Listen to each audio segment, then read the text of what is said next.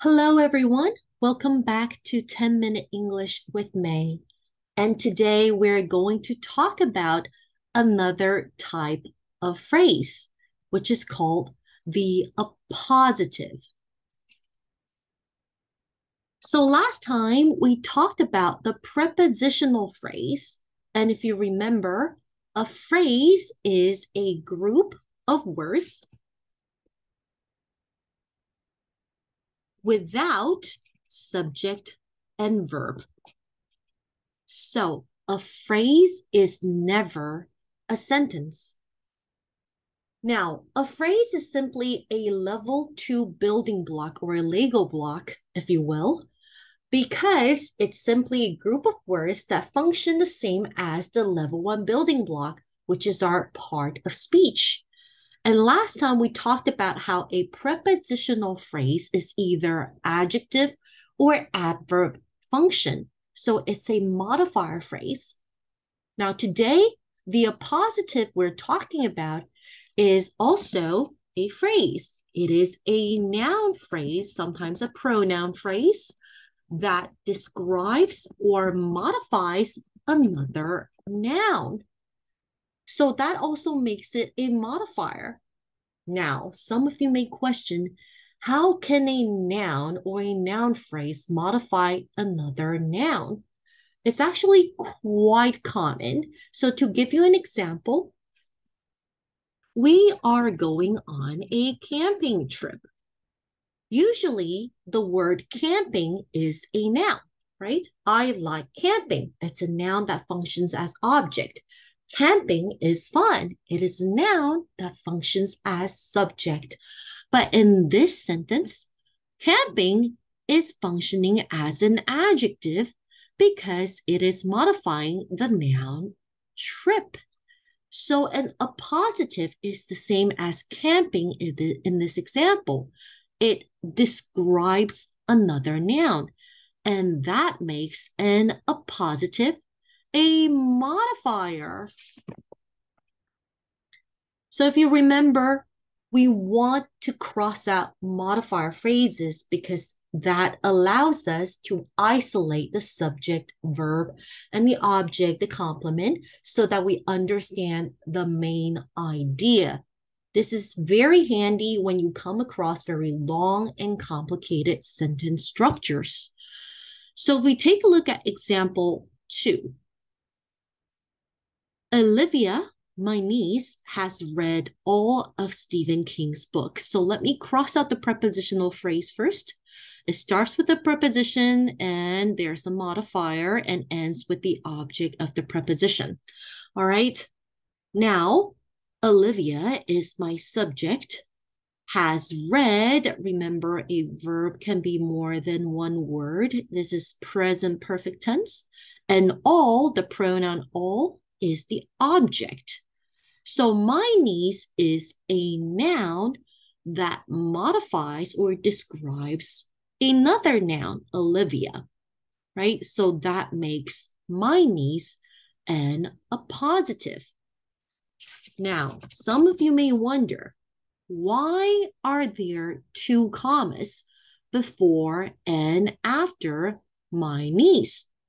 Now, we have a special name for these commas. They always come in pairs. These are called inserter commas.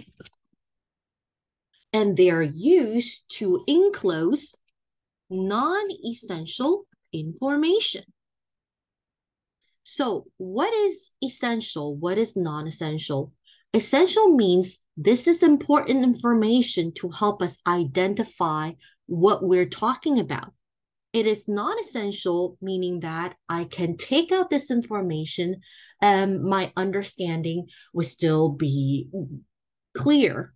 So for example, in this case, if I take out my niece, the context of the sentence is still clear because we know you're talking about the girl, Olivia, right? Of course, given that there is only one Olivia in this conversation or in this room, we know which Olivia you're talking about, right? So this is what we call appositive and non-essential appositive with the 2 commas. Now let's move on to another example. So you can see here, number 16. There's also an appositive. And of course, there's a way to cheat because we see 2 commas as well. So we know this is also non-essential appositive.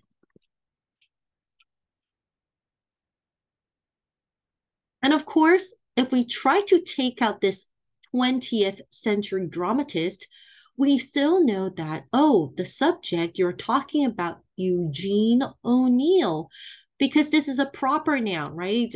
Unless you have so many people called the same name, in that case, the appositive would be essential, would be required, but that is not the case. So Eugene O'Neill is the subject, used is verb, and his place is the object.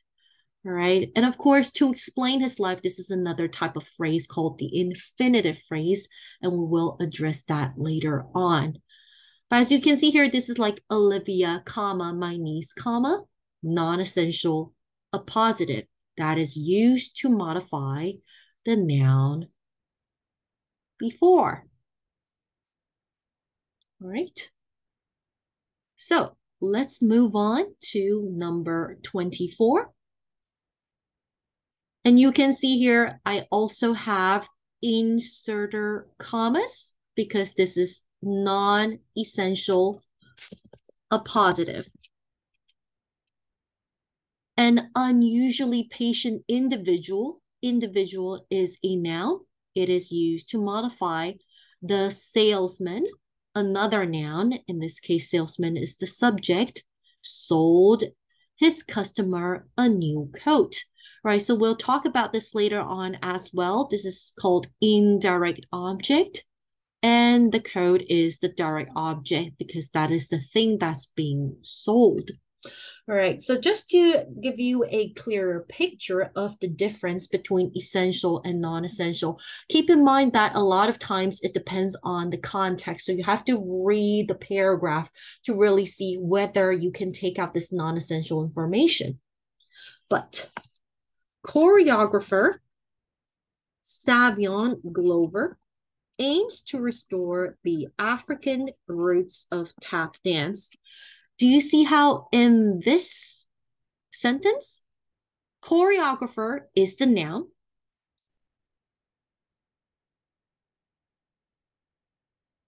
Pardon me for the typo, choreographer. Savion Glover is the name, that is another noun. Aims to restore the African roots of tap dance. So I can cross out my prepositional phrase, right?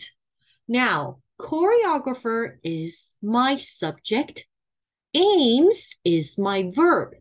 And to restore the African roots, this is actually an infinitive phrase functioning as the object. But we won't go into that for now. So, why do I not have inserter commas in this example? It is because once I take out the appositive Savion Glover, the choreographer becomes unclear. What choreographer are you talking about? There's so many choreographers in the world. The name itself is essential to our understanding of who we're talking about or whom we're talking about. So this is essential appositive, and no inserter commas should be used in this case. So let's say if I want to reverse the order, I want to say, all right, Savion Glover, a choreographer, aims to restore the African roots of tap dance. Do you see how in the second example, I simply reverse the order of the 2 nouns, and now the 2 inserter commas are required? Because if you take out a choreographer, it is still very clear who you're addressing, who you're talking about. It's Savion Glover, right? Proper noun. So whenever you're in doubt of whether this information should be essential or non-essential, a clear rule of thumb would be to see whether you have a proper noun, a clear noun before your appositive or whatever phrase you have following.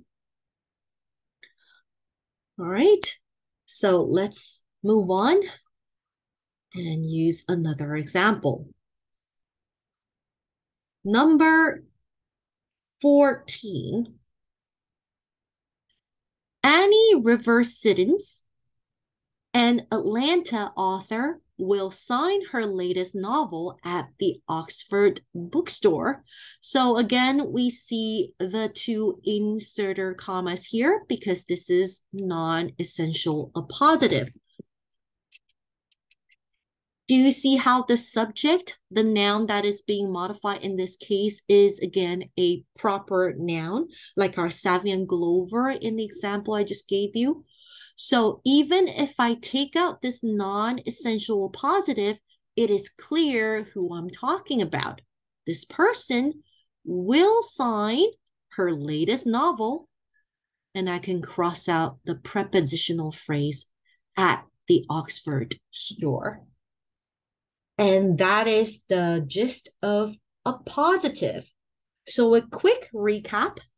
An appositive is a noun phrase, sometimes a pronoun phrase that modifies another noun.